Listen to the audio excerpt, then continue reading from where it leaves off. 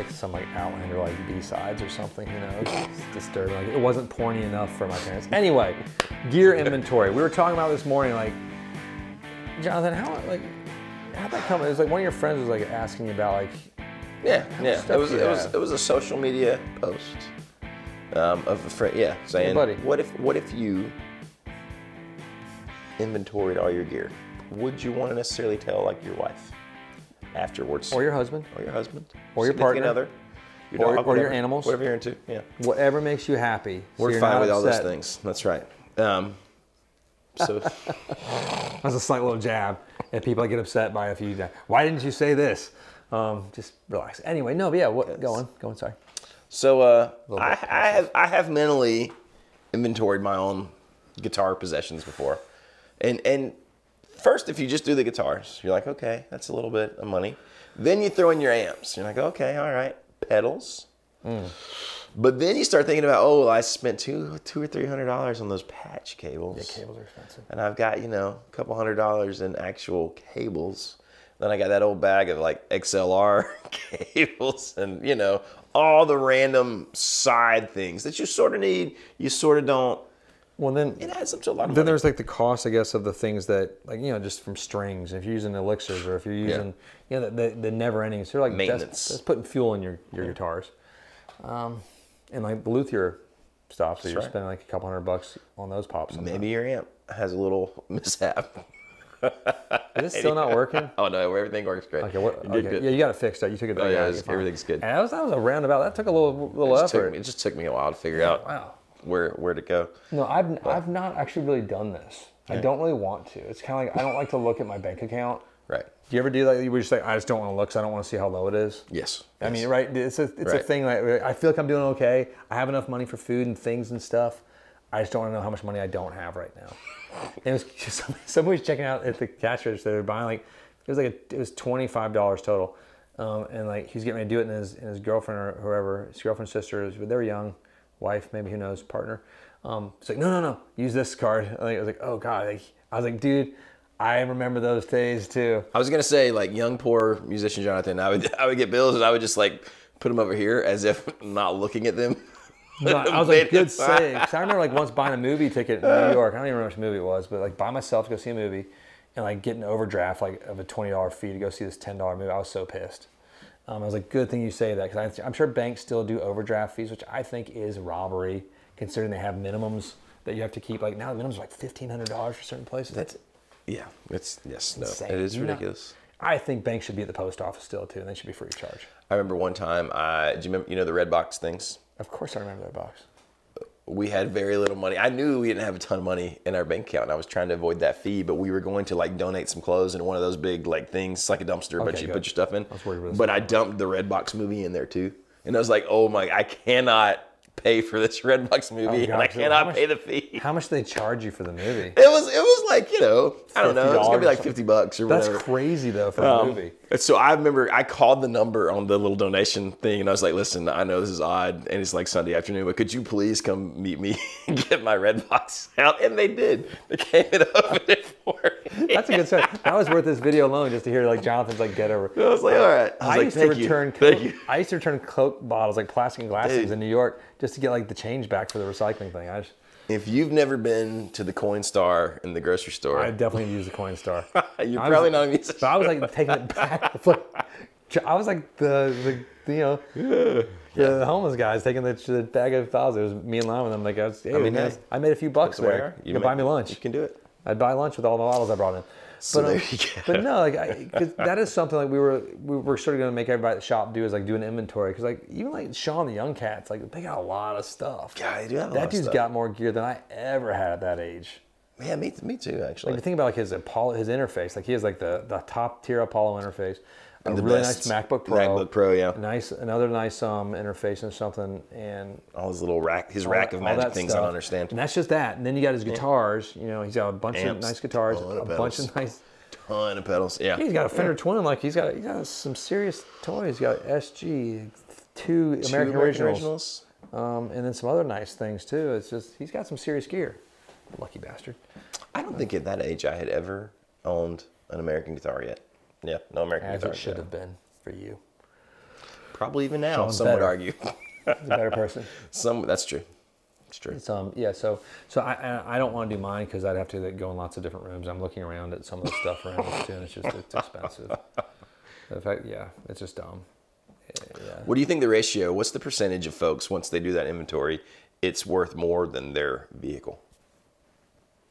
God, I think most everybody. If you're a guitar like fiend, because it's definitely worth more than my vehicle. Mine's not even close. I mean, not even in the same stratosphere. It's not even close. Yeah. Because I remember, like, they offered me, this was a few years ago, they offered me like $5,000 for my car at the dealership. And I was like, no, I'm good. Because, I mean, it's a nice car. It's just kind of old. I think our cars are the same years. I think we both drive 07s. Yeah, it's 07 or 06. I can't remember what I have. Let's just say 07, just call it even. Yeah. I feel like yours is newer than that. It's really an 07? Nope, 07. Good for you, man. It was top of the line in 07. Technology's changed. Yeah. No, it is funny. It's like, I remember getting my car too, and I was like, I don't want any computers in it because that stuff's going to be outdated. Yeah, it's good though, because I have this car that still works, kind of. My little thing in the middle with the that tells you where you are, your GPS, it sort of works. My radio goes in and out, like the things up there. So I have this. I do the Fonz thing where I have a spot, you hit it, and it does. There's a spot underneath the dash on the passenger side where you hit it, and it triggers it back on. It's so funny. I've got my little things. The plastic stuff's all sort of crumbing off inside. Yeah, it's been egged like 30 times throughout the years I've had it probably, and it's got like paint stains. Yeah. Well, I leave mine parked out on a busy industrial seat where like drunks are going around all the time. That's true. Anyway, everywhere. So yes, my gear is worth way more. I have 1 amp is worth more than my car. It's just, one guitar is worth more than my car, unfortunately. Yeah, it sucks. I mean, yeah. But it's or does it? But we did a video a while back about like the economics of enjoyment, like, and there really is just no like. I just love all my toys though. I really do. Too. And I was playing that super reverb that we got the other day. Like, it sounds so good. I'm not even juicing it. I'm playing like a nice mod. Where's the volume sound? It's like at 3. Yeah. And it sounds so sweet and warm and milky, just the way you want a Fender to sound. Man, something about Gibson guitar into that amp, Fender amp. Or just a Fender Strat, dude. I was just like, amazing. I was playing that Les Paul.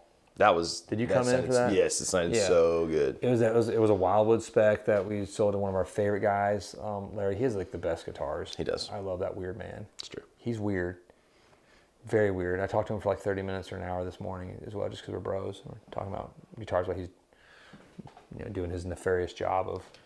I like to imagine, this is real, Larry and my father hanging out. I like to imagine. I've never been present for one. But that happened, right? Oh no, they do hang out. They're like buddies. We found that out later, figured it out, and I just like to imagine the sort of conversations. Well, this guy we're talking about, Larry, he started off as a customer. He's become a good friend. Like, he's gone on road trips with the whole casino crew.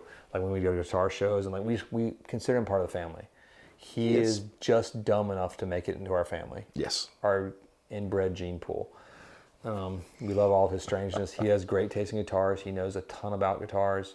And amps. Marshalls. Ornery as Tuesday's the second day of the week. Just like we like it. No, I mean, but we do. I love everything about him. It's just, he's a weird dude. I call him like the redneck Sean Connery.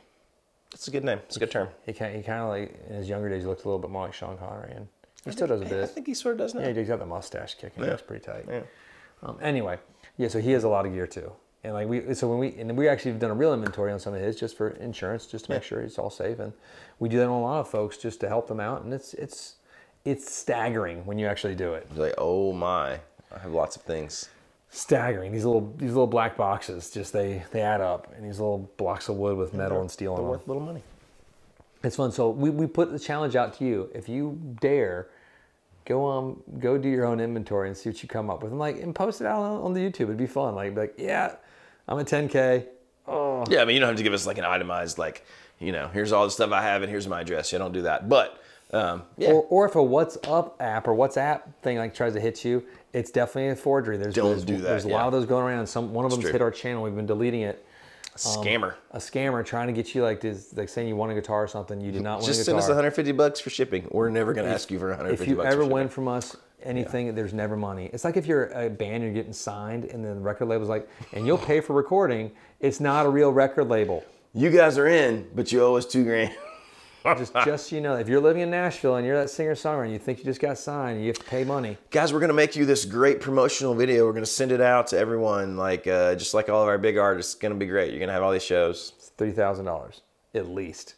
Now it's probably like $6K. No, don't do it. those guys that were doing like the Friday song and everything. I love that stuff. By the way, like Friday, like they have this whole like business model where like they record these young girls and like they write the songs and produce and do the videos.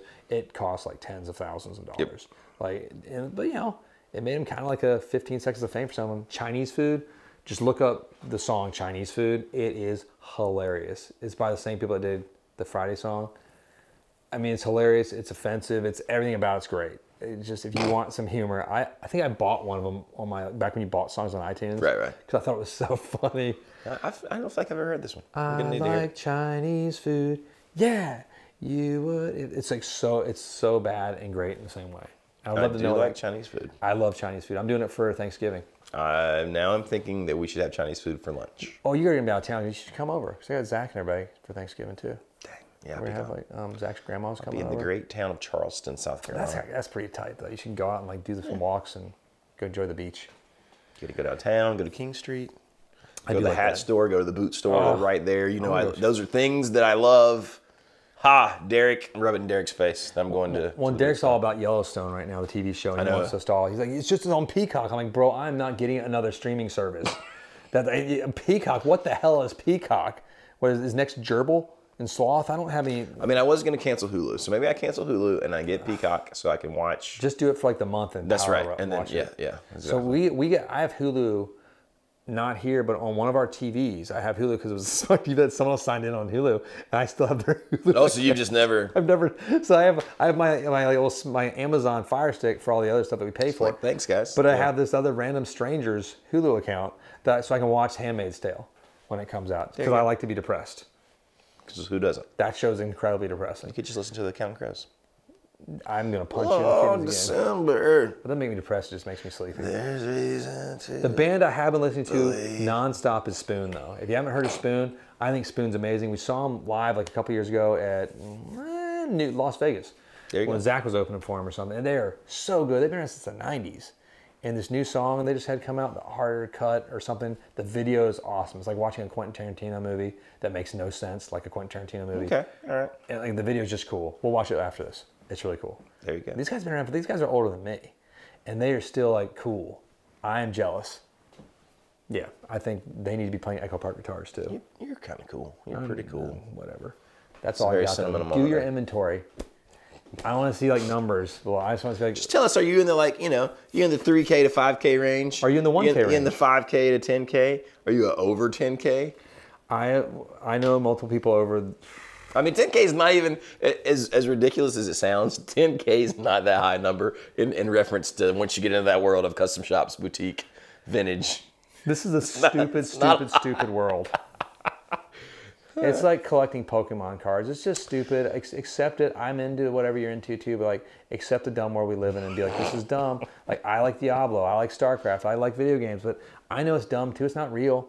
It's Or is it? But I guess it is real because like, yeah, man, I don't know, man. It's just what brings you joy. It brings you joy. It brings me joy. I love these toys I get to play with. And Mesa Boogie, I don't play it hardly at all, but it's a cool amp, man. I might get rid of it. I know, I see it. It kind of makes me happy. You should plug it in and play it sometime. It's surprisingly I do play good. it occasionally. It's I still have to come in and spend some super reverb time. Have you not played that yet? Just for a second. It's so good. The worst is when you have your little toy collection.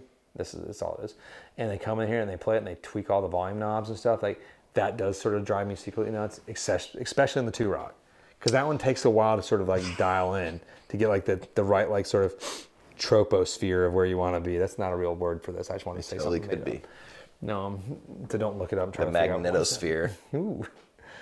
Is it real? Is it not? I don't know. I was like, we're done with the video. You can go home if you need to. But I was at KFC with my 3 sons the other day. My wife was doing something else growing up, but that's where I take them for a nice meal. I think KFC's nice. It's very nice. We sit in a little round booth in the corner. I always like to get those.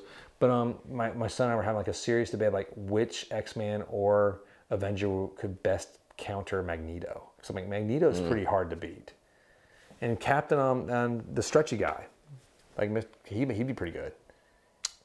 If he was naked. Yeah, it's true. Which is disturbing. I mean, have you ever thought about the fact, though, that you have iron in your blood? I don't think he can control that, though. I'm going to say maybe he can. Maybe if he gets to a super level of his control. I think he's in. I mean, but even like any environment you're in. I'm just saying. No, any there's environment always you're metal. In, he can get you, I think. Like, I think he's still one of the most Besides like Phoenix. What is the Scarlet Witch? Because she can control like reality. Oh yeah. So maybe the bubbles. You got. And Doctor Strange maybe. Maybe he could do some cool and throw you in like some. Yeah. He could throw you into some different. But Magneto's pretty. I just always think it's funny that like Wolverine's always going after Magneto. It's like I know. Well, he's like the worst guy to fight Magneto, right? Like he just goes bam, and he's like, oh god. Yeah. It's like I can't. But I can't wait to show the next. Which is how we know adamantium is actually has a magnetic force. There you go. Smart. Weird. Again, Jonathan. Weird. Smarter than he appears or smells. We're developing smell-o-vision for you at home too. It's so gonna be great. Us. We actually don't smell.